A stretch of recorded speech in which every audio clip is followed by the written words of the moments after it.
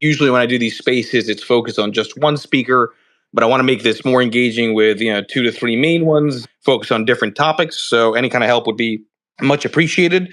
And this will be, as usual, available on all your favorite podcast platforms under that Lead Lag Live banner. My name is Michael Guyad, publisher of the Lead Lag Report. Joining me for the hour are two of the best when it comes to China and explaining what's going on globally and from an investment perspective, Chris Fenton and Leland Miller of the China Beige Book. Let's do a quick round of intros here. Chris, introduce yourself as far as your background, what you've done in your career, and what turned you on to focusing on China and your book. Sure. Well, first of all, I'm honored to be on stage with you and with Leland. Leland is way more an expert than I could ever dream to be. So this is really exciting for me also. I think I'm going to learn a lot along with your audience. My background is a bit like Michael Keaton and Gung Ho. If anybody saw that movie back from the 80s, I was in the Hollywood business. I came up through the mailroom of an agency called the William Morris Agency, which doesn't exist anymore, and came across some capital that was coming out of China in the early 2000s, late 99, and started implementing that capital into the Hollywood ecosystem. And that pulled me further and further into the China market as far as capitalizing a lot of the expensive content that Hollywood makes and also opening that market, a market that was never really open before for Hollywood content, whether it's television, film, music, or sports. And that pulled me in a lot of different directions. I started working with the NBA, a lot of different brands on the marketing side, and then ultimately did huge tentpole movies such as Iron Man 3, which was probably the largest that we did. And that really forced me to learn a lot about the practical layman approach to getting business done between the two superpowers. And during that process, I learned a lot of the basics that China was and is moving towards. The layers of the onion get very deep, but I can tackle it from a very good macro perspective. I think Leland can complement that with a lot more of the micro specifics. And I'm really excited to be on here. I wrote a book for Simon & Schuster that came out about a year and a half ago, and it could not be any more timely because it sort of follows my Michael Lewis Liar's Poker 20 years working between the two superpowers, and excited to be on here and answer any questions. Awesome. Leland, go ahead. Yeah, thank you, Michael. And I'm excited to be on here with Chris, who is an old friend. And this is a really good opportunity to be talking about the Chinese economy. Perfect timing before the Party Congress. My background, I did a lot of things in the China world. Before starting China Beige Book, I was a corporate securities lawyer. I worked at an investment bank. I worked for a congressional commission. I worked on the sell side doing China economic forecasting. And the thing that jumped out after years of doing this, it's quite obvious now. It's just we don't have good enough data on what goes on inside the Chinese economy. And after a number of years of just trying to regurgitate Chinese statistics and pretend they mean something, it finally became clear that something better, something more reliable was needed. So back in 2010, I co-founded China Beige Book, which is the largest private data collection operation in the world inside the Chinese economy. And our goal was to provide an alternative to government data for corporate strategists, for traders, for financial firms, for policymakers, so they can understand what's really happening. And back when we started it, there were plenty of people who thought Chinese data is good enough. And while we disagreed with that, our pitch on China Beige Book was, look, even if you're still believing that you can get good data from Beijing, there's just not enough of it out there. You don't really have granular data on what's happening outside of the big cities. You don't have good sectoral data. You don't have good subsectoral data. And you certainly don't have good credit data or inflation data or shadow finance data. You don't have any of these things. And these are the components of China and China policymaking that allow you to see the big picture. So if you're just focused on a handful of big numbers, GDP growth, industrial production, the PMIs, you start coming around to the conclusion that maybe there's one China, and that one China is 51.2 this month, and next month maybe it's 47.7.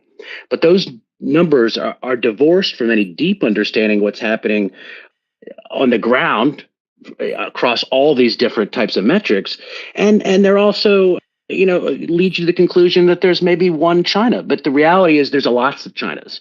When we look at the data, we see the difference between tier 1 and tier 2 cities versus tier 3 through 5 cities. It's often huge.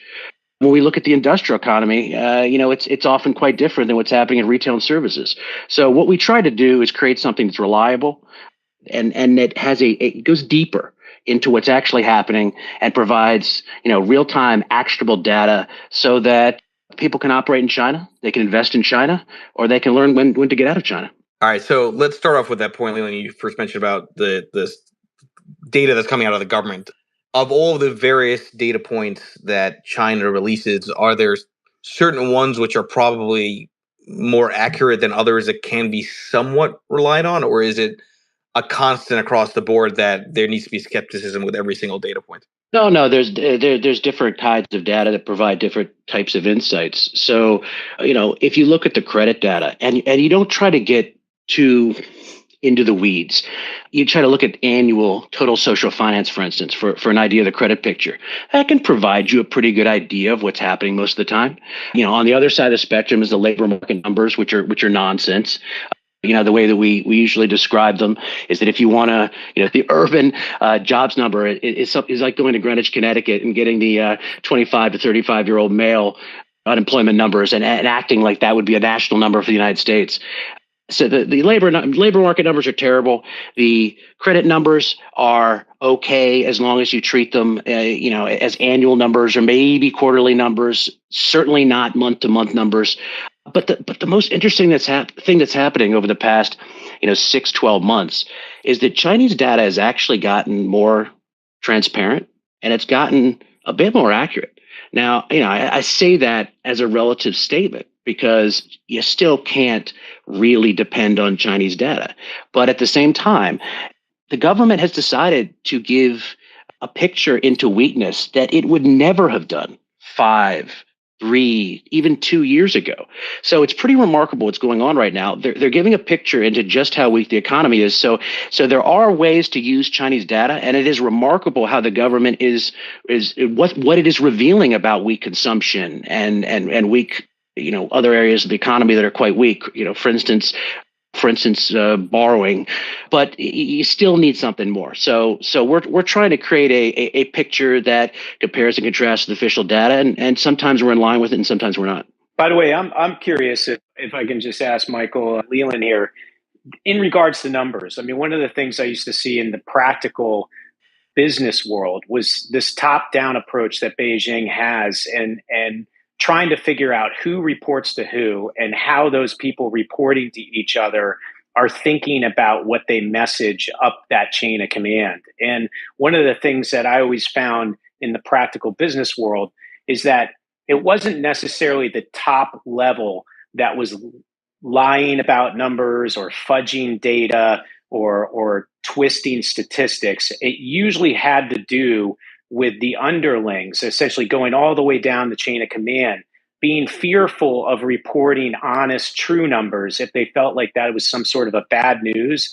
and it could have repercussions for them as far as their career potential or even punishment. Is that what you think is one of the biggest issues when we see the big macro data coming out of China? Historically, I think that has been the major problem.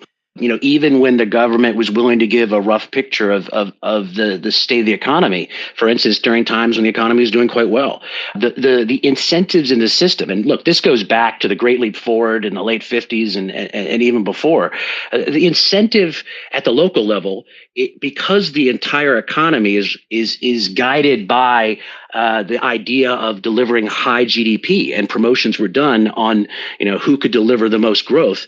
There was an incentive to just lie your way up the system. So the local levels would lie to the provincial levels would lie to the national levels. Whoever got the biggest number usually got a better party position. That's been true for, over half a century. To the government's credit, there has been a lot of work to try to make that problem go away, or at least minimized.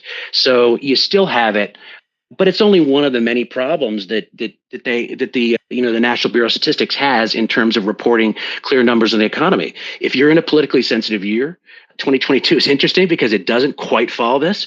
But if you're in a politically sensitive window, then the government is highly motivated not to report weakness. It doesn't want to show weakness in terms of economic governance. It doesn't want to show it's not delivering the goods. So you've got all kinds of problems when the governance, the economic governance, the country is motivated to report higher growth, than is actually happening. They're getting away from this a bit, but it's a problem with the reporting.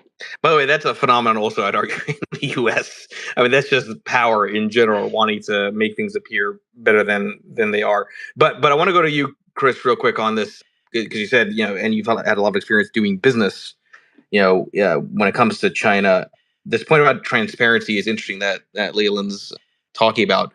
In the different types of business meetings and negotiations that you were doing with those in China, what was the feeling? Did you feel like they were revealing their cards in a negotiation? Did you feel they weren't, that whoever you were talking to was hiding information? I'm always curious about the dynamics when it comes to two different cultures interacting with each other from a business meeting perspective. To me, it became clear in every room. First of all, there's always China and China dialogue, which is way more nuanced than any expat can get into. But you eventually start to get the feel of how the rooms work. And to me, it became very obvious that everybody was always looking over their shoulder and worried about what the person above them was going to think. And when you're dealing in the area of culture and commerce, which is, sports, music, film, television, etc., there's a soft power narrative that has to be taken care of, and placating the Chinese Communist Party in Beijing and all of the superiors in that oversight of how that plays out. At the time, there was a bureaucracy called the State Administration of Radio, Film, and Television that reported directly to the Standing Committee and Xi Jinping, and before that, Hu Jintao. And that reported directives all the way through all the different ways soft power and propaganda and narrative were dispersed through the populace, whether it was on print or advertising or film or TV, etc. So when you think about that, you have to think about what is going to please Beijing the most. So anytime somebody is making a decision based on what they want to see in a movie, how they want a character to be portrayed in a television series, what that advertising message is, they're always thinking about what is that message they're going to pass along up the chain of command, right? And it has to be a bullet point. So for us, it was always, hey, look, let this movie in. Say, let's talk about Looper, where there was time travel. It's Bruce Willis, it's Joseph Gordon-Levitt, Emily Blunt, and Summer Ching, who was a Chinese actress. We said, hey, look, let this time travel movie in from the West. Even though it's banned, you can't have time travel content from the West in China because China wants to portray where it's going into the future, the way they want it said, and they want to portray the past in the way that they saw it. So they always are very, very careful about whether the West talks about the way their narrative should be constructed in certain content. So in the case of Looper, we were trying to get something in that was banned because Looper has time travel in it. But the way we portrayed it to Chinese film group officials who were then going to have to portray up the chain of command was, hey, look, we're going to portray China 40 years in the future exactly how Beijing wants to see the country in the future. We want the weight of the world to look like it's leaning towards China 40 years in the future. We want our main character, when he's younger, 40 years in the past, to say he wants to retire someday in China because China is where the future is. And we want other characters in that story also talking about how the world sees China as the leader. right? Now, that sounds really pernicious now after you see the movie and you don't really think all of that was going on behind the scenes, but it was. But in that case, they had the perfect bullet points to bring up the chain of command and explain it. Now, let me give you an example of where that didn't work. There was a Quentin Tarantino movie. Now it's escaping me. I want to call it Django Unchained, but it was the one before that, where during a holiday week, the filmmakers and studio behind the movie actually were able to get the movie cleared for distribution in China while most of the government officials were away on holiday vacation. So it got cleared and it actually started to play in movie theaters about 3 weeks later. There was a government official who was actually on holiday who was not aware of that movie getting in and wanted to know why. And he was driving by a theater, saw a long line outside of it, saw an English title up there and was like, wait, I don't remember seeing that movie get through. What's the reason for it?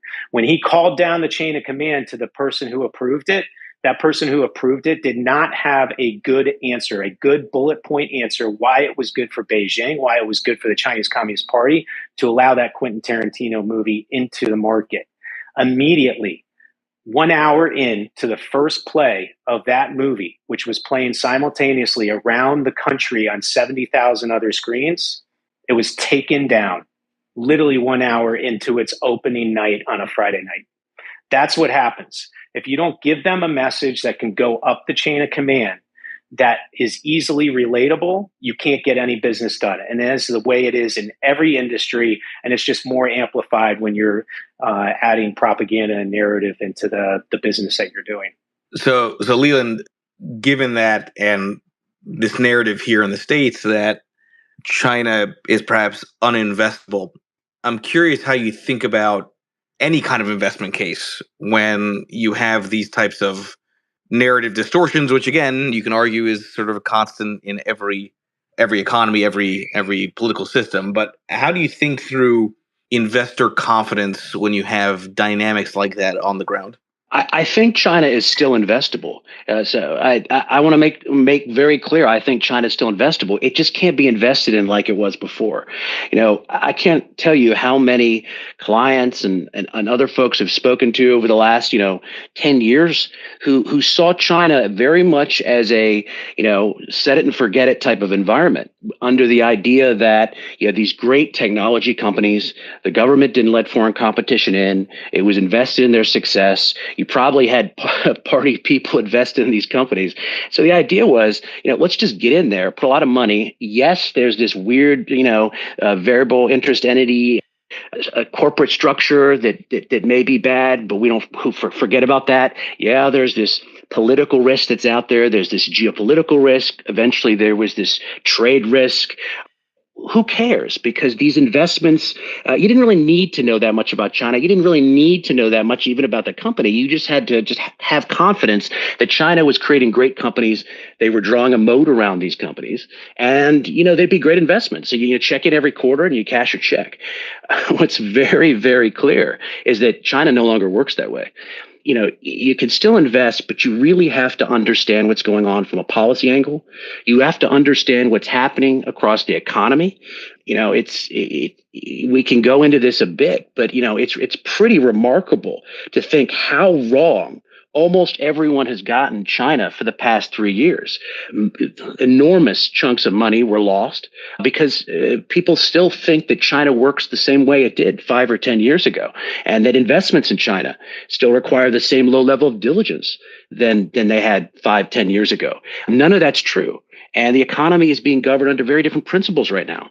And the regulatory crackdowns are pushed for very different reasons and with very different intensities than we've seen in the past. So it's still possible to invest in China. You just can't be under the impression that it's easy or that it works like it used to, because it certainly doesn't. Yeah, I'm just going to add that I think we all should hope that China is still investable in certain respects. And also there is the possibility of doing business there as a Western nation, because without that type of trade, without that type of commercial exchange, we could be heading into a very, very difficult and much more tense relationship with them. So we should all want that. We just need to rebalance the playing field and not be as reckless with the capitalism that we were sort of performing for the past 40 years.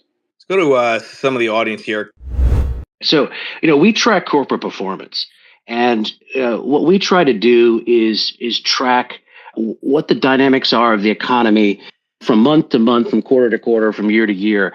What we saw with the first back in 2020, when you look at what happened, the Chinese economy went down with some partial lockdowns, and they got up quite quickly. Chinese government rushed workers back to factories. For the next 2+ years, manufacturing went gangbusters, exports went gangbusters. Industrial side of the economy went like gangbusters, because there was problems in retail, there were problems in services for a lot of reasons, including COVID. But the economy was really prioritized in terms of production for exports, because the rest of the world was not producing enough, and it had a lot of stimulus running through the system, and there was huge demand for Chinese goods. So the government sort of aided in that. What's interesting in 2022 is how significantly the COVID lockdowns started to affect manufacturing. It wasn't just retail. It wasn't just services. It was also manufacturing. Factories were locked down, cities were locked down, transportation arteries were locked down, ports were closed down. And so you really started to see significant damage from the COVID zero policy in 2022 that wasn't evident earlier in the COVID era. So it's interesting to watch how the COVID zero policy, as it's evolved, has affected the Chinese economy. Now, we're in a position, it's very weird, because, it's not often that the whole world, including us and the Chinese government, everybody else, is on the same page with the state of the economy. But I think everybody right now knows that the Chinese economy is extraordinarily weak right now. And it's extraordinarily weak for a number of reasons. But the principal one is because of the COVID zero policies. And what's so interesting when you look at our data is that there was this market presumption that, okay, things will get bad when you lock down cities. So part of March, April, May, they were going to be really bad. But the expectation for most people, and certainly for markets, was that there would be a bounce back in activity as soon as the lockdowns were let up. We looked at our data and saw none of that. In June, there was no material bounce back. July was worse than June. And why is this?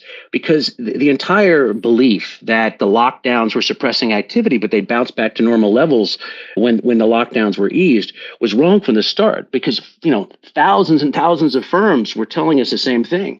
So long as COVID zero policy, not COVID zero lockdown policy was hanging over their heads, they didn't have certainty on the future. And they didn't want to borrow, and they didn't want to invest, and they didn't want to hire. And that's the core problem with the state of the economy right now. It's not, it's a bunch of things, and going into a global recession is not going to help. All the geopolitical tensions are not going to help. But the single thing holding China back more than anything else right now is the fact that COVID zero policy is not just about lockdowns. It's about the uncertainty of when this policy is going to end. And so long as there's not more confidence in the fact that this is just right at the end of the line, and normalcy will at some point restart in the near future, you're not going to be able to convince firms to invest in people, to invest in goods, to invest in their companies, and that's what's keeping the Chinese economy down right now. You had a contraction in our data in the second quarter.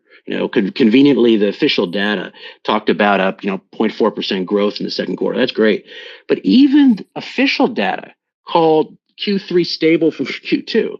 That's terrible. That's just terrible. You're talking about zero growth or worse, and then a continuation of that in the third quarter. So you were talking about remarkably low levels of growth, if growth at all, right now.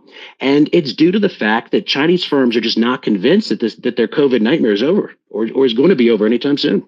By the way, I have one quick add to that and a quick question too for both you and Michael. Number one is, we talked about that top-down approach from Beijing and sort of the fear of going up the chain of command with bad information, or essentially information that would be in the light of killing the messenger.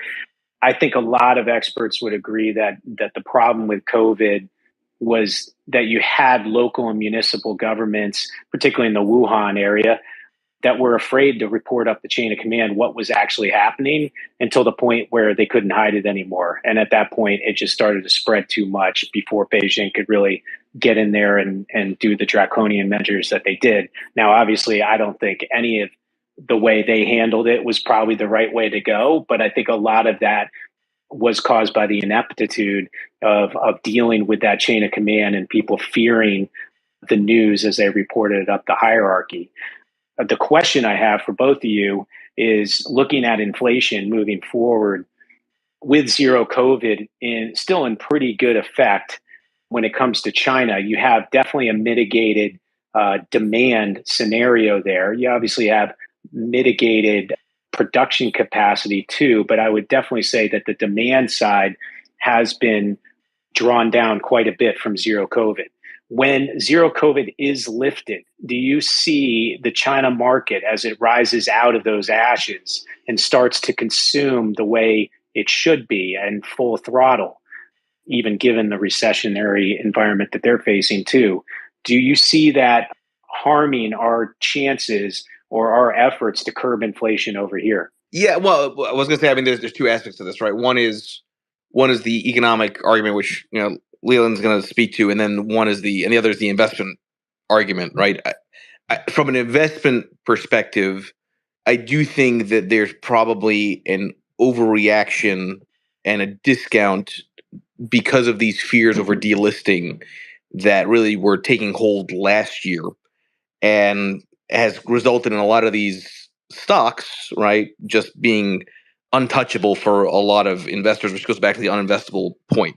I can make an argument that if these COVID lockdowns stop in en masse, that would actually be a way to bring down inflation, right? Because that's one way to resolve presumably supply chain lags and disruptions if you have people going back to work and manufacturing somewhat going back to normal, even though that would be somewhat countered obviously by the increased consumer activity one would presume coming from those that now are out of lockdown, right? But I think it's a complex interplay of the inflationary pressure from consumers there wanting to spend more, and again, culturally very different than the West, versus the potential disinflationary return of the labor arbitrage that made China so attractive for U.S. businesses. I don't know if that makes sense, Leland, but that's the way I would interpret it. Yeah, look, this is a very complex issue, and so here's my take on it.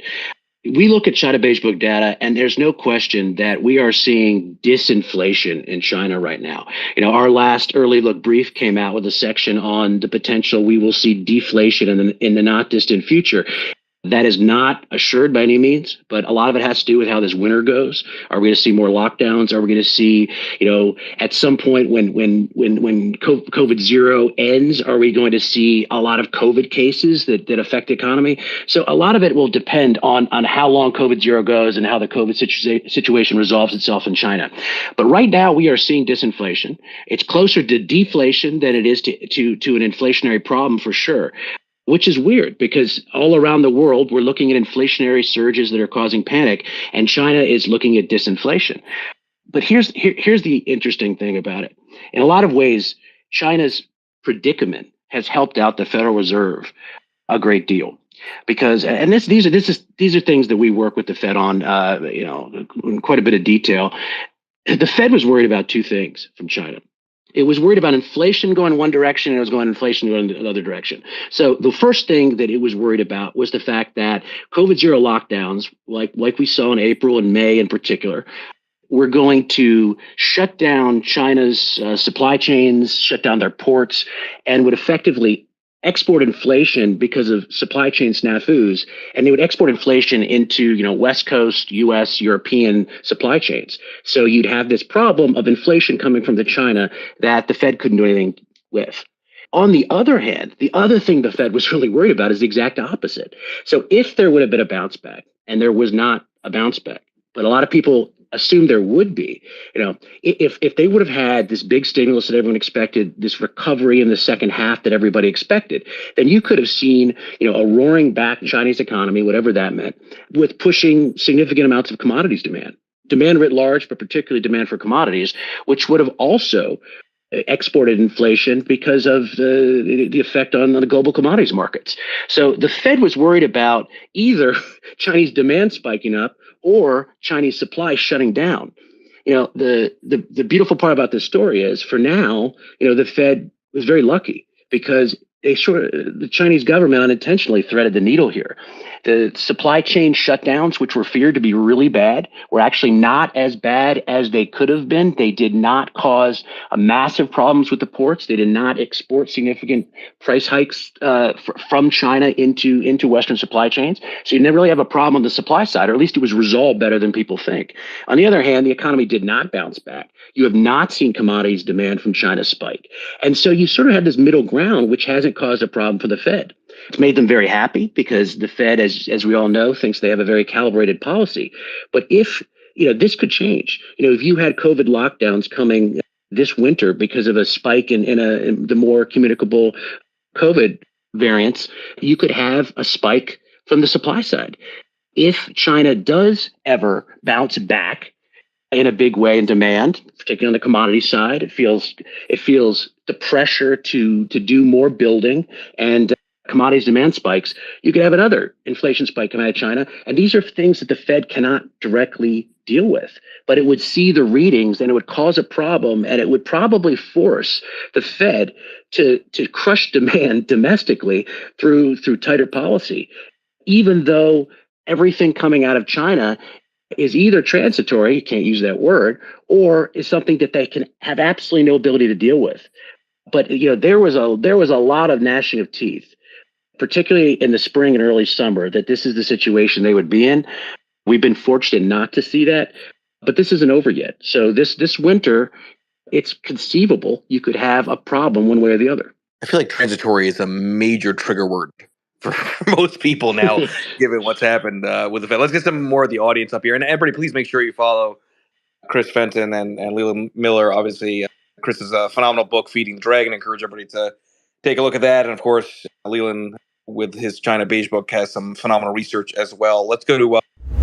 Yeah, look, I would say, in my view, just from the business side of things, just on the practical sense, the form of reckless capitalism that was going on between the two countries was pretty unabated. There was just not much of a regulatory overlook of what was going on, whether it was stuff coming into the U.S. and access that we were providing to Chinese companies, or how we were looking at getting access to the China market. Now, on the China side, China has always been very difficult as far as providing access, right? You couldn't get Facebook in there. You can't get Netflix in there. You can't get a lot of our different companies or even journalists in there, or platforms that have sort of free speech rights, et cetera. Yet we provided all of that here in the US. Where I saw it firsthand was our essentially reckless ability to just give up certain platforms that have huge implications when it comes to narrative, right? AMC theaters and Carmike theaters, we sold directly to Wang Jinlin, who was the chairman of Wanda, because he was on the wrong side of Xi Jinping, just like Bo Xilai, who he made his fortune under, and had promised the Chinese Communist Party that he would spread the soft power of communism type of platforms, whether it was buying buildings on Park Avenue or Beverly Hills, or soccer teams in Europe, or the largest theatrical distribution bricks and mortar platform here in the United States of America. In 2016, we finally saw Congress, along with the President Trump, look at this and say, wait a minute, we need to reinvigorate CFIUS, which is the Committee on Foreign Investment in the United States, and give it more teeth and more oversight in terms of what kind of investment is coming from China into our companies here, what type of access we're giving Chinese companies to our market, and how we're regulating what we're doing outward towards China. And we've seen this battle in Washington, D.C. over that type of oversight and regulatory means play out.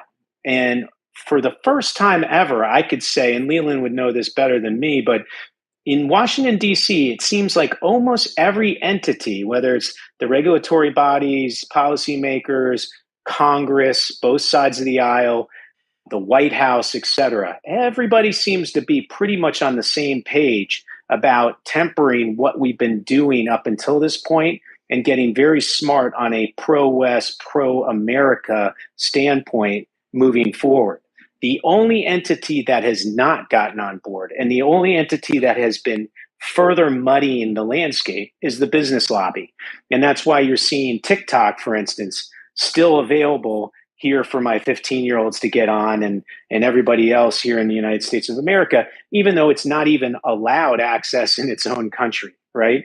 And we see Huawei consistently continue to try to gain access in this market, even though countless times it has been attempted to push it fully out. So it's a very interesting dynamic that continues to play out. There are not a lot of allies on the China full freedom of free market side of the equation. But the other side of that equation is also probably the strongest entity in it, which is the business lobby. Yeah, so let me focus on one aspect of the question, a slightly different aspect of the question. I try not to get too wonky about semiconductors when I'm not speaking to semiconductor firms. But since the question involved a lot of references to 14 nanometer chips and other things, let's talk about chips for a second here. When we're looking at what's happening, we are headed in one direction on China policy. It's not a steady one, but it's one direction in terms of ring fencing China off from some of the most advanced technology, chips, advanced chips, chip making equipment, et cetera. But a lot of the announcements you see in the media are not accurate. They're hyping a dynamic that's not happening. So when you talk about Huawei was effectively ended as a company beyond its sort of its retail arms because of an export control tool that was developed under the Trump administration called the Foreign Direct Product Rule. And the Foreign Direct Product Rule essentially, prohibits the sale of items globally that have U.S. inputs, U.S. intellectual property, to anyone in the country that's on a list that's prohibited by the FDPR. Now, Huawei was effectively shut down by this, but you're seeing more and more talk about shutting down this company or ring fencing China generally. The one weakness of the Foreign Direct Product Rule and of the export controls more generally is the fact that you can give backdoor licenses, which are effectively exclusions to the export controls. And it's done by the Commerce Department. It's done by a bureau inside the Commerce Department called BIS, Bureau of Industry and Security, and it's done with no transparency. And what you find is that a lot of these export controls that are on Chinese or either on or threaten to be on certain Chinese companies, Chinese technologies, there's backdoor license being granted out the wazoo. So it's very interesting because even this week we saw the announcement from the Biden administration that there was going to be a very powerful expansion of the Foreign Direct Product Rule in terms of export controls, ring fencing China from all this chip making equipment and advanced chips. It's completely TBD on whether this stuff is going to be effective, whether it's actually to be taken seriously, because so much of it has to do with how much in the back recesses of the government licenses are being given based on political pressure, based on business pressure, in order to get around these rules. So it's a very uneven application of what we're doing right now. It's hard to see because none of this is public and none of it's transparent. But I would simply say that we are headed in one direction. The tech competition is one of the top priorities of the U.S. government in terms of figuring out ways of controlling the export of problematic advanced technologies to China that could be used by China to build, advanced weaponry that could conceivably be used in a conflict with the United States. But it's a very dirty business and it's a very non-transparent business. So I would urge everyone to avoid the headlines on this, because while it is going in one direction, a lot of what is being reported in the papers as happening is unlikely to be happening simply because of the fact that the government can have a big rule applied and then they can give backdoor exceptions to basically neuter the rule. Let's go to another question. So I think, so the idea, and I've heard that argument made before, sort of the idea that part of these lockdowns, not maybe conspiratorial in nature, but it's the idea that it's partially designed to somewhat hurt the U.S. I don't know if there's any credence to that, but there is sort of obviously concern that China's policies are not exactly for obvious reasons, or at least the reasons that state. Yeah. So what I would say to that is, I don't think it's being done intentionally, but if by some remarkable reason it is being done intentionally, then it's extraordinarily stupid policy. The damage that COVID zero has done to the Chinese economy is mind-boggling. No one could have foreseen the degree to which the Chinese government was willing to pull the lever on this and absolutely crater their economy for months and months and months on end. And like I mentioned before, what situation did that put the United States in? Well, it certainly helped the Fed out. If China was roaring right now, the inflation problem in the United States would be much more significant, and the Fed would have a much tougher job on their hands. So no, I don't think any of it's intentional. But if for some reason it was intentional, then it's got to be one of the stupider policies on earth.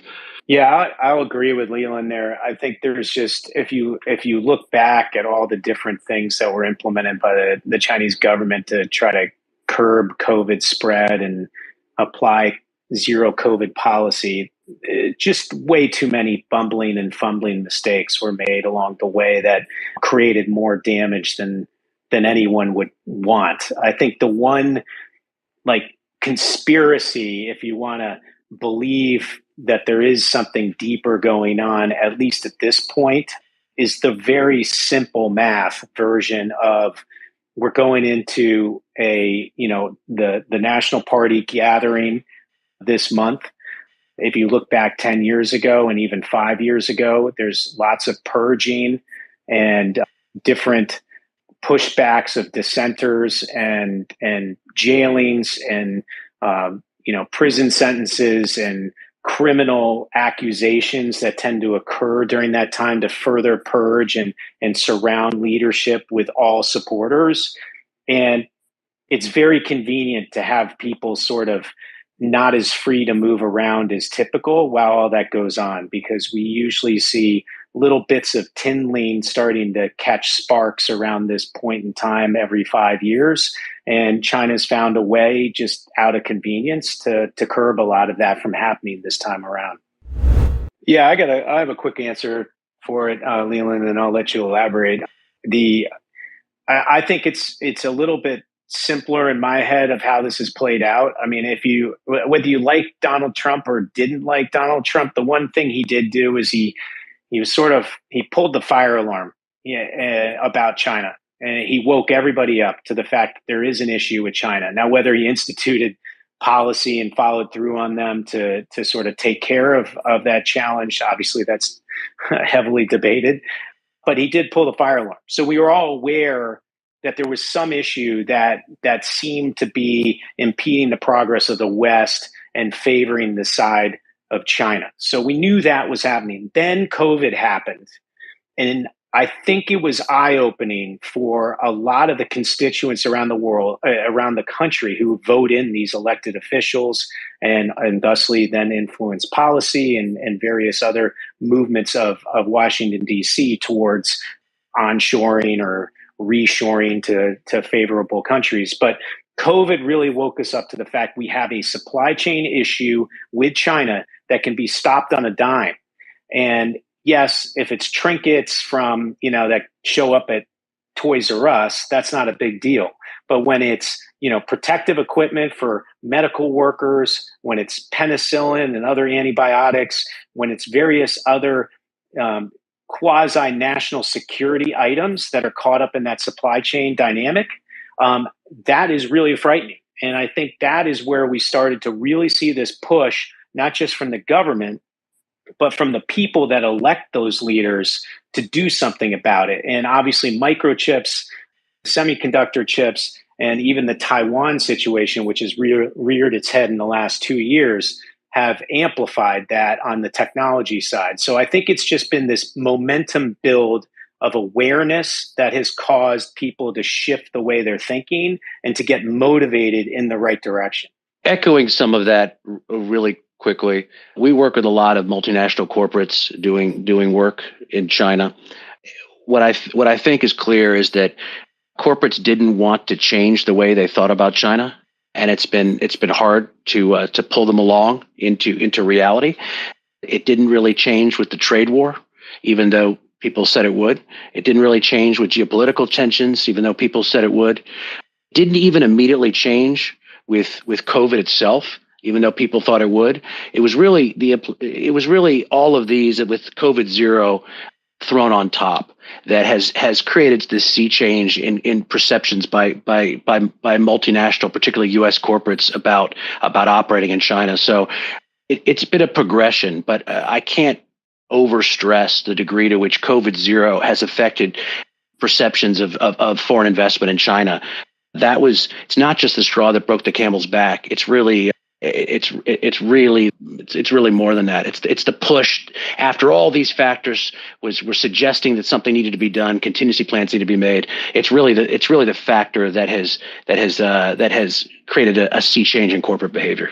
Leland, are there any statistics about the amount of expats that were on the ground working for multinationals in China pre-COVID versus projections of how many will be there, say, back in the next year or two as things get relatively back to normal? Did zero COVID and the draconian measures essentially scare 50% of that workforce away from ever going? Yeah, there no doubt are statistics. I don't have them, and I don't create them. But I would say, look, anecdotally, I don't think even 50% are going back.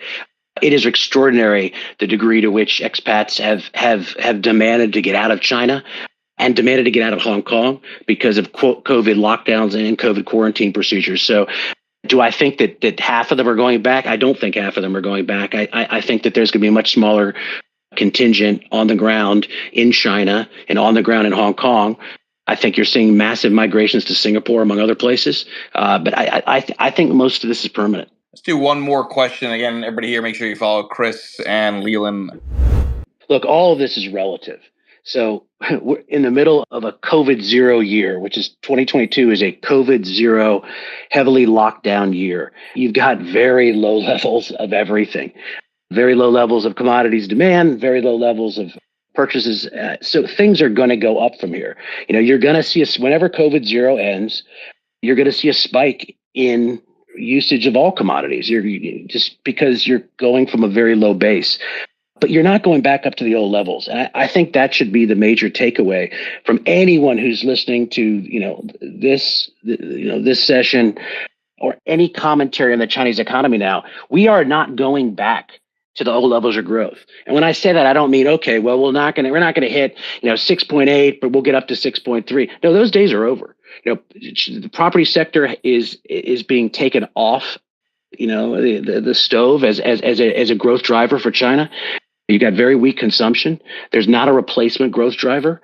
The future of China is going to be governed very differently. You have less reliance on stimulus. You have less reliance on high growth as a part of the social compact with the people. So I would urge the major takeaway here is, yes, you're going to see a bounce back in oil and commodities buying and all kinds of other things when COVID zero lets up, because it's coming from an extraordinarily low level right now. But you're not going back to where you were. You're not going back to anywhere near where you were. So China going forward is going to be a much different economy. It is lacking previous growth drivers. It doesn't have replacement growth drivers to come in. So be very careful, because when you see the spike, whenever it happens, whenever COVID zero is pulled back, sooner or later, you will see a bounce in growth, and it's going to get everybody very, very excited again in the China growth story. Don't buy into it, because the China growth story going forward is going to be a very different growth story than what we've seen for the last 10, 20, 30 years. Yeah, and I would add to that too, just overall on commodities. I mean, there's a lot of speculation about the outwards influence that China is putting on the world as far as its Belt and Road Initiative. There's been a lot of articles recently on the overfishing off of South America, et cetera. They have 1.4 billion people there, and they are foods. There's food scarcity issues, there's water scarcity issues, there's commodity scarcity issues, and there's energy scarcity issues.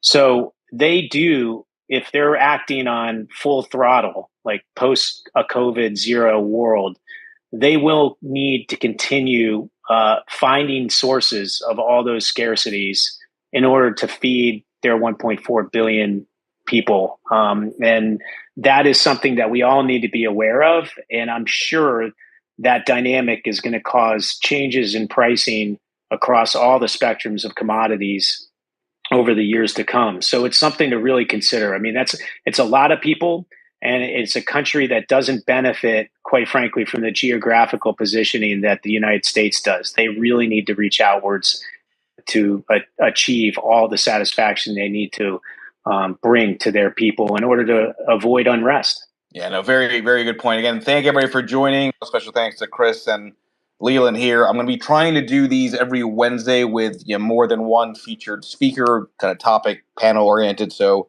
stay tuned for that. If you have any suggestions for guests I should have on future Leland Live shows, let me know by DM. And everybody enjoy the rest of your night. Thank you, Leland. Thank you, Chris. Appreciate it.